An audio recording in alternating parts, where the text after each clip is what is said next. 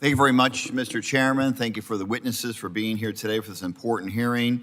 This hearing is about two things: cutting costs and adding value. That is the standard that the public expects from us, and it should be the standard that we expect from ourselves. Federal property is expensive, it can be complicated, and central to how government serves people.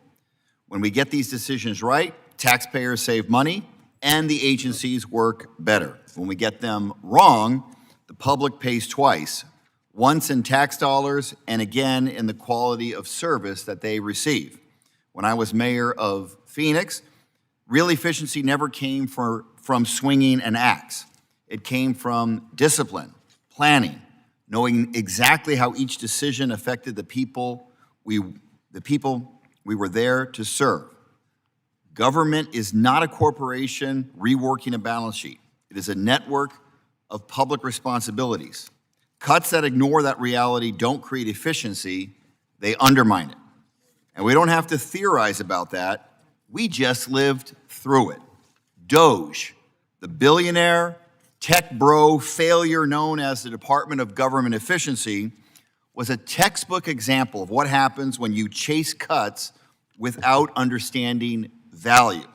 It drove federal property decisions at a speed and scale that outran planning, operational needs, and basic due diligence. Agencies were told to vacate buildings before replacement space was ready.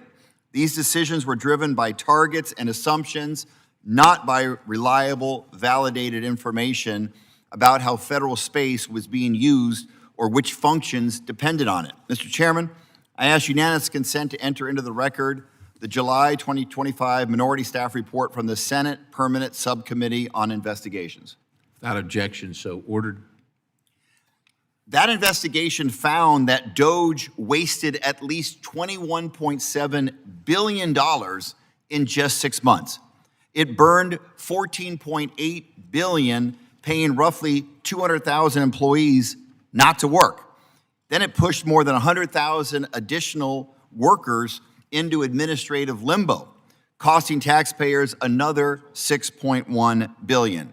It froze essential projects from energy grid upgrades to medical research, wasting hundreds of millions more, offering nothing in return.